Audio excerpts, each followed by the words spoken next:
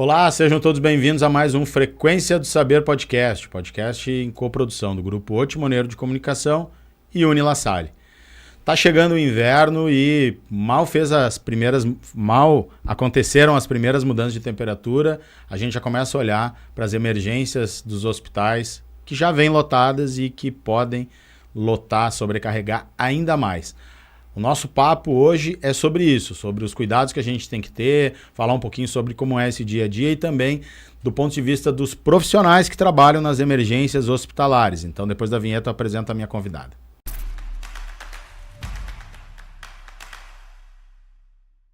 Eu recebo, seja muito bem-vinda, Rita Godoy, consultora do curso de Urgência e Emergência da Escola de Saúde LaSalle Santa Casa, enfermeira com 30 anos de experiência em gestão hospitalar de alta complexidade, especialista em unidade de terapia intensiva e um currículo grande que a gente vai botar aí na descrição. Muito bem-vinda, obrigado pela sua vinda aqui ao Frequência do Saber.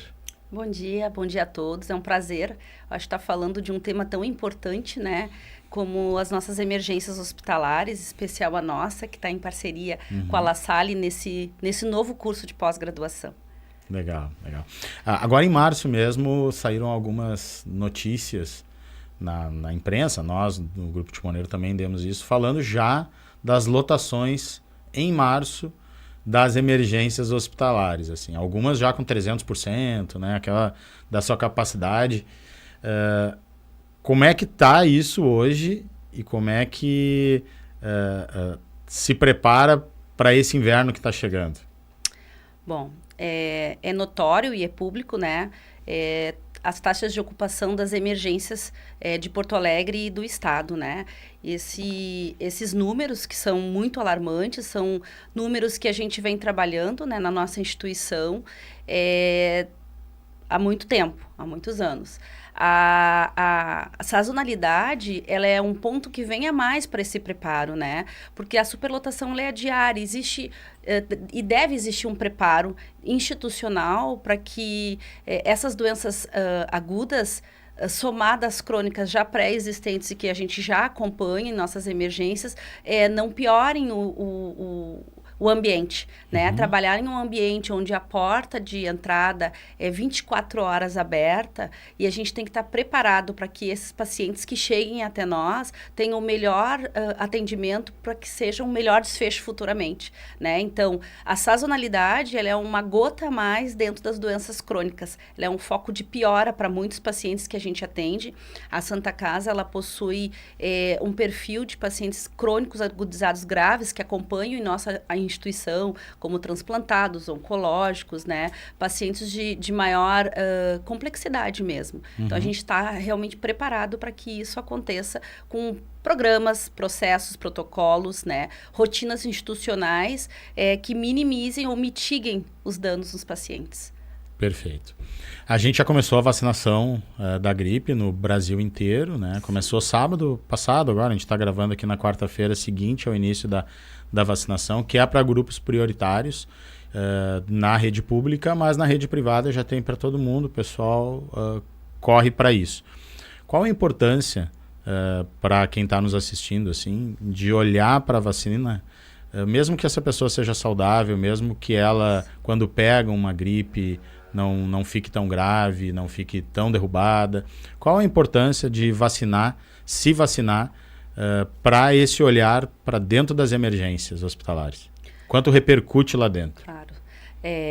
Existe uma série de vírus, né, circulantes no meio ambiente e a gente tem uma série de vacina para muitos deles. E de influenza é uma delas, né? E é uma forma da gente prevenir, né, não só o paciente crônico, mas o meio. Né, serve para que a gente não tenha, como aconteceu nos últimos anos, surtos de doenças que impossibilitem as pessoas de conviver, de trabalhar, né, de chegar ao seu espaço de trabalho, à sua escola. É muito importante para que quando a gente comece já o período de março ali, abril, onde as vacinas são liberadas pela rede pública e privada, que as pessoas procurem um serviço com maior brevidade para evitar que quando a doença se estabeleça, aquela vacina já não tenha mais a mesma ação. Então, a prevenção, ela é fundamental para evitar futuramente danos. Sim. Às vezes começa a dar um frio maior, começa a chegar as notícias de que já está tendo surtos, aí corre todo mundo para se vacinar, né? Sim, com certeza. Já saiu, inclusive, um periódico falando um pouquinho das doenças, das influências, das doenças respiratórias que vão iniciar agora já em 2026, né? Então, isso faz com que a gente tenha um planejamento estratégico com vacinas, com adequação de estrutura, né? Porque vai existir uma procura maior desses pacientes nas emergências por doenças respiratórias e agravos dessas doenças, né? Uhum. Então, é importante que quando sai esse tipo de notificação, boletim epidemiológico, né? Que geralmente são o ente público, a secretaria, o Estado liberam, a gente já começa a fazer um acompanhamento de números, né? Números de pacientes, procura, doenças, CIDs mais procurados nas emergências. Uhum. A gente acaba fazendo esse acompanhamento de indicadores para que a gente possa ter um preparo melhor dentro das emergências. Claro, daí já vai monitorando e já sabe o que vai aparecer mais, né? Exatamente, monitoramento. Vai fazendo esse monitoramento constante. Uma dúvida, deve aparecer muito, né? Daí por isso que eu estou te perguntando, aparecer muito assim. Muita gente que está com o caso leve procura uma emergência, acaba sobrecarregando. Mas também, por outro lado, deve acontecer aqueles casos de pessoas de risco ou que já têm complicações e outras comorbidades, que acaba demorando muito também para procurar e quando procura já está muito comprometido. Principalmente para os familiares, né, desses casos assim, que são as pessoas que levam. Que dica a gente pode dar para a pessoa ter como um norte de dizer assim, ó, agora vou numa emergência? Bom, né, os casos graves, de maior complexidade e gravidade, eles devem procurar em emergências hospitalares. Demais casos que não tenham, devem procurar a unidade básica de saúde e as UPAs. Mas acho que o fator de conhecimento da comunidade sempre vai ser através da classificação de risco. Todos os serviços de emergência possuem um enfermeiro que fazem a triagem, como nas unidades básicas, né? Uhum. Ou hospitalares e UPAs fazem o acolhimento desses pacientes. E aí eles definem quais são os pacientes que devem ou não procurar serviços de menor complexidade. Isso é muito importante. Em 2003, mais ou menos, se iniciou uma política de saúde, né? Se a gente só recapitular um pouquinho, uhum. Que se chama Política Nacional de Humanização, onde essa política ela preza pelo acolhimento e a avaliação dos pacientes que chegam nas emergências. Por quê? Porque antigamente os pacientes chegavam e eram atendidos por ordem de chegada. Como é que um paciente em estado gripal, mais leve, pode ser atendido prioritariamente porque chegou antes de um paciente com uma sepsemia, com uma dor torácica, com AVC. Então, o profissional, o enfermeiro, ele é habilitado, ele é capacitado para que ele possa entender qual é o paciente que deve ser atendido prioritariamente através de uma classificação de risco. Então, todos os serviços de urgência e emergência, eles trabalham pautados em protocolos de triagem. Uhum. Então, isso é o que dá segurança para a gente definir quem deve ou não procurar um serviço de maior ou de menor complexidade. Isso que é o que nos rege diariamente. Né? Perfeito. E as unidades básicas também vai ter esse profissional, tu indo num horário, vamos dizer assim, no início dos sintomas, ou algum nesse processo, ele vai conseguir te indicar se tu vai buscar um hospital, uma emergência ou não. Perfeito. Qualquer unidade, seja ela de saúde hospitalar ou unidade básica de saúde, vai ter sempre um profissional que vai acolher e vai entender se aquela necessidade do paciente ela é urgente, precisa ser atendido e acolhido com maior brevidade, ou se pode agendar, né? Perfeito. É óbvio que nós, como profissionais da saúde, a gente vai sempre orientar, mas nem sempre é a expectativa que o paciente tem, né? Às vezes a expectativa é de ser atendido com brevidade, e a brevidade para ele Sim. é o agora, né? Não o agendamento. E falando sobre o mercado de trabalho, assim, sobre os postos, tudo isso cria uma demanda crescente, né, por mão de obra. Como é que está hoje, nesse universo de emergência hospitalar, a oferta de profissionais qualificados? Existe um déficit? Como é que está? Perfeito. Eu acho que, falando um pouquinho de enfermagem mesmo, né? Eu acho que existe uma disponibilidade muito grande de profissionais formados, com o canudo, literalmente, dizendo assim, né? Sim. Que possuem a formação acadêmica, mas que não possuem a prática, né? A experiência, a vivência.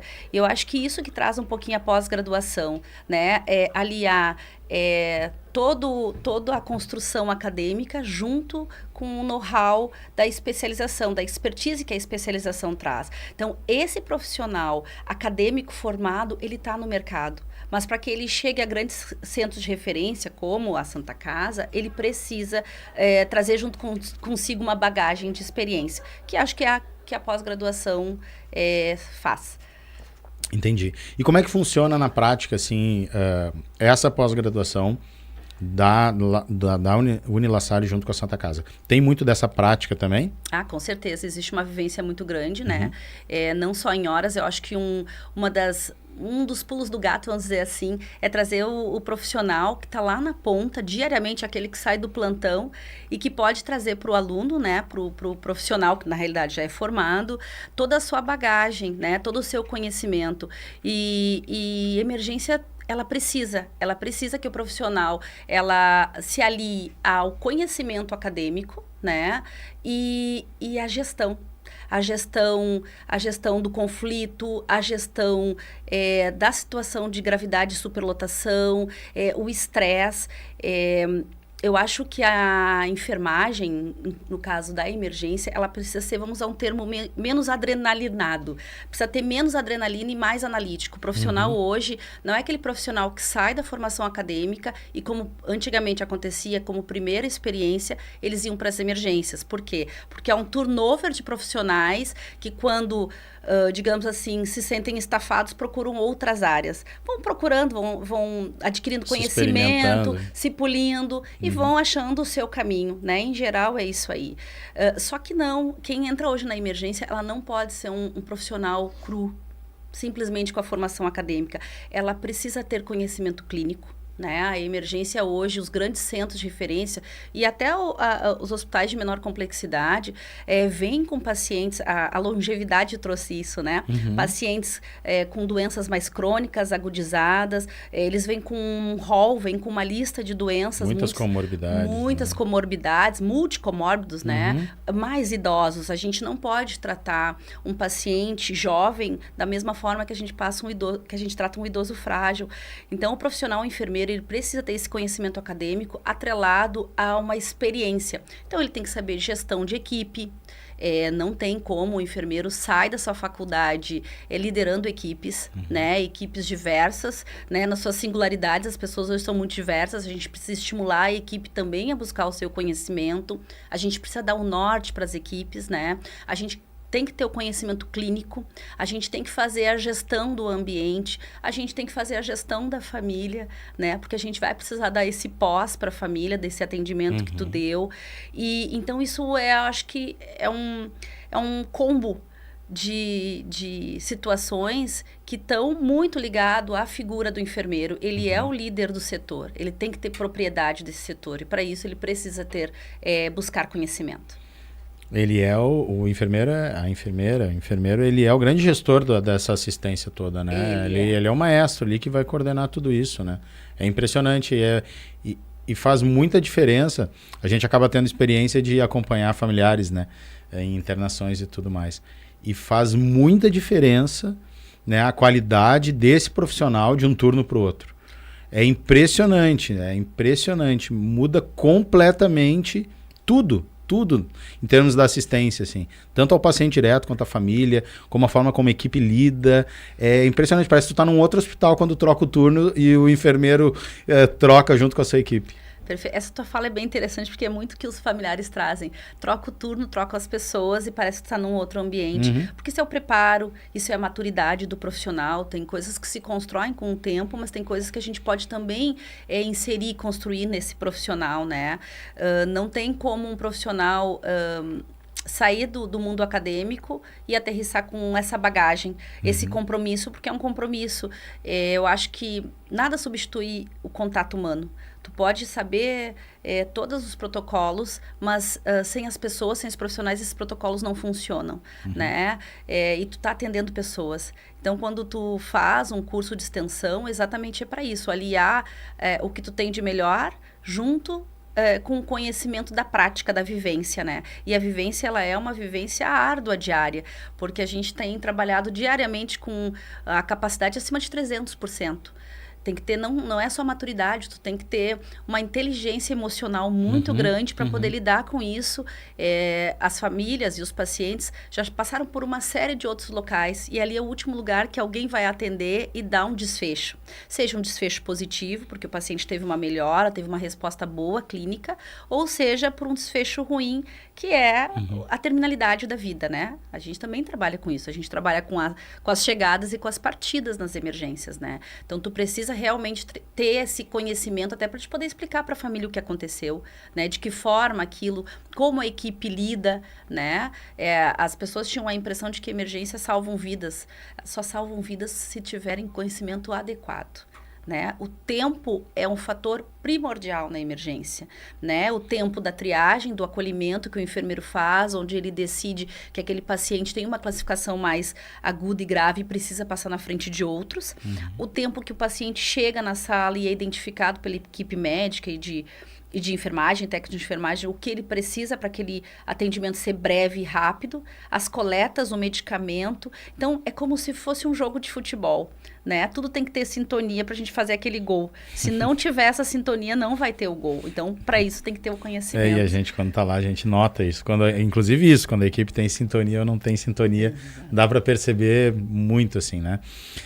Eu queria, para finalizar, só te perguntar sobre essas características das emergências da Santa Casa, porque além de ter profissionais qualificados e de longo tempo, me parece que alguns hospitais, e a Santa Casa é um deles, assim, é aquele lugar onde a complexidade, né, é um lugar onde as complexidades acabam indo. Claro. Então, é um lugar que é referência estadual, tem gente que vem até de fora, né? Brasil. Dependendo das especialidades, vem de fora, né, para ir para Santa Casa. Então tem muita complexidade e ao mesmo tempo tu tem esse histórico para lidar com tudo isso. Isso deve fazer muita diferença também na formação, né? Com certeza. Acho que a Santa Casa tem se destacado muito mais ainda nos últimos anos, né? Ela é um polo que está trazendo modernidade, é a cidade da saúde, né? A gente é referência não só para o estado, mas vem pacientes de fora, né? Transplantes, uma série de necessidades. A Santa Casa vem buscando isso, se modernizando, tem todo um planejamento estratégico para que isso mude, e isso é fundamental, porque o que acontece hoje em todas as emergências, e isso não é só na Santa Casa, a superlotação traz junto consigo os seus problemas, né? Então a gente vem buscando através de protocolos como o Lean, né? Então, a gente está trabalhando Lean, a gente está trabalhando protocolos gerenciados como AVC, dor torácica, sepse, que são as linhas de maior procura, né? E de maior agravo dos pacientes que podem ter desfechos mais graves, mais críticos, como morte, né? Então, a gente tem trabalhado muito frente a todas as comorbidades que a gente tem levantado com números e indicadores. E a Santa Casa ela quer ser a referência da melhor experiência, do melhor cuidado, né? Então, a La Salle, junto com isso e com esse curso, vem trazendo esse diferencial. E junto com isso, a gente também percebeu algumas outras necessidades. Porque o que acontecia na maior parte dos cursos de pós-graduação era geralmente o atendimento pré e pós-hospitalar, né? Os ACLS, os suportes básicos de saúde à vida, e a gente veio trazendo junto outras necessidades, como as emergências psiquiátricas, que não tem, a gente tem visto hoje nos noticiários, né? Muita dificuldade de atender os agravos psiquiátricos na rua, dentro dos ambientes hospitalares, que é uma coisa que não tinha há muitos anos atrás. A gente também trouxe no curso a gestão de catástrofes, né? A gente teve muitas situações, como a própria pandemia, a enchente, né? É uma situação muito peculiar, muito fora, mas que a gente começou a receber incêndios, como a Botkiss, né? A gente também trouxe a questão da saúde digital, né? A gente está aí com um mundo totalmente... Deixou de ser analógico para ser digital, então a gente precisa trazer o enfermeiro para a beira do leito, com expertise de utilização de ecografia beira-leito, puncionar os pacientes, né? A simulação realística. A gente também trouxe junto no curso a questão das más notícias, como levar isso para a família, como tratar a equipe, né? A gente trabalha o tempo inteiro com situações de muito estresse das equipes. Então, a gente veio com muitas novidades dentro do curso para que esse enfermeiro ele esteja cada vez mais preparado, né? Com um ambiente tão diverso que é a emergência. Porque uma UTI, por exemplo, ela tem 10 leitos. Ela não vai deixar de ter 10 leitos, ela não vai deixar de ter 10 pacientes. A emergência, muito pelo contrário, a gente não pode fechar a porta. A gente tem que ser um ambiente aberto para que a gente não perca pessoas, para que a gente não deixe de atender esses pacientes, né, que estão ali fora. Então, ela é um ambiente que ela tem espaço para 30, 50, mas ela vai ter 60, 70. E como a gente saber, dentro de um ambiente tão inóspito, vamos dizer assim, quem é a prioridade, que é aquela pessoa que a gente tem que atender primeiro e não perder pacientes. Eu acho que esse é o nosso foco principal, salvar vidas mesmo. Legal. Olha só, se vocês quiserem saber mais sobre os cursos, né, da Escola de Saúde La Salle Santa Casa, pós-graduação, na descrição do vídeo aqui tem o link direto para tu ir lá e dar uma navegada e saber ainda mais. Mas eu quero te agradecer, Rita, por esse papo, foi muito bom, foi muito legal falar sobre isso. De repente a gente pode falar mais em outras vezes, outros episódios sobre outros viés, outros ângulos desse trabalho muito bonito aí e sobre o curso também. Obrigado. Eu que agradeço. Agradeço e espero que todos esses profissionais procurem o curso, né? Porque eu acho que ele vem realmente para isso, para mostrar um novo ambiente dentro da emergência, que a gente precisa de profissionais capacitados e dedicados e que gostem do que faz, né? Legal, tá certo. Obrigado, então, olha só, que a gente consiga passar esse inverno bem aí, todo mundo bem, e que a gente se encontre no próximo Frequência do Saber Podcast. Aproveita que é a primeira vez, se for a primeira vez que está passando por aqui, te inscreve no nosso canal e assiste toda a playlist. Tem mais de 20 episódios aí sobre os mais variados assuntos para tu assistir nesse que é um podcast em coprodução do Grupo Otimoneiro e Unilassalle. Obrigado, até a próxima, tchau. Tchau. Obrigado.